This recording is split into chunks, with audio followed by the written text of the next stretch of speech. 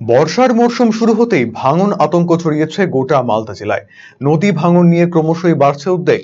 এই ভাঙন রুখতে করণীয় পদক্ষেপ নিয়ে আয়োজিত হলো বৈঠক। এদিনের বৈঠকে উপস্থিত ছিলেন রাজ্যের জলপথ এবং সেচ দফতরের দুই প্রতিমন্ত্রী সাবিনা ইয়াসমিন এবং তাজমুল হোসেন, জেলা পরিষদের সভাধিপতি লিপিকা বর্মন ঘোষ, বিধায়ক আব্দুর রহিম বক্সী, সাবিত্রী মিত্র, সমর মুখার্জি সহ অন্যান্যরা। উল্লেখ্য, মালদার হরিশ্চন্দ্রপুর থেকে শুরু করে বৈষ্ণবনগর, মানিকচক, কালিয়াচকে বহু বাড়ি কৃষিজমি নদী গর্ভে তলিয়ে গিয়েছে।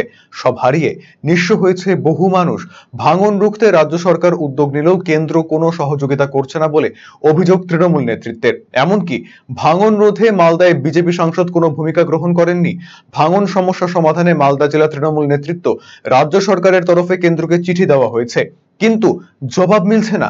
ফলে রাজ্য নেতৃত্বের অনুমতি পেলে কেন্দ্রকে সেচ দফতরের তরফে পাঠানো চিঠির কপি নিয়ে ফারাক্কা ব্যারেজ ঘেরাওয়ের হুঁশিয়ারি দিয়েছেন বিধায়ক তথা জেলা সভাপতি আব্দুর রহিম বক্সী। আমাদের গঙ্গা ভাঙন হচ্ছে, নদী ভাঙন হচ্ছে মালদা জেলার ক্ষেত্রে, যেটা ভয়ঙ্কর রূপ নিয়েছে। একেবারে শুরু করে হরিশ্চন্দ্রপুর থেকে শুরু করে একটু বৈষ্ণবনগর পর্যন্ত, মানিকচক, কালিয়াচক টু, সর্বত্রই প্রচুর ভাঙনের ফলে শয়ে শয়ে বাড়ি জলের তলায় তলিয়ে যাচ্ছে, স্কুল তলিয়ে যাচ্ছে, মন্দির মসজিদ তলিয়ে যাচ্ছে, মানুষ দিশেহারা নিঃস্ব হয়ে যাচ্ছে, ভিখারিতে পরিণত হচ্ছে, ভূমিহীন হয়ে যাচ্ছে একেবারে। এরকম অবস্থার মধ্যে দাঁড়িয়ে আমরা রাজ্য কমিটির কাছে আমাদের আজকের মতামত পাঠাচ্ছি।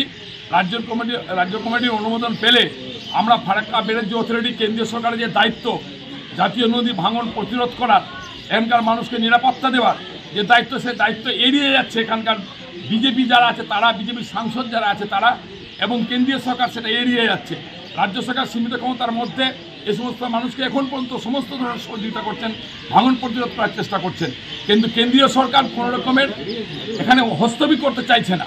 আর এখানকার একজন এমপি আছে বিজেপি, যিনি একেবারে, আমি মনে করি যে কীভাবে তিনি এমপি হয়েছেন, মানুষকে ভোট দিয়ে যদি বুঝতে পারছেন না।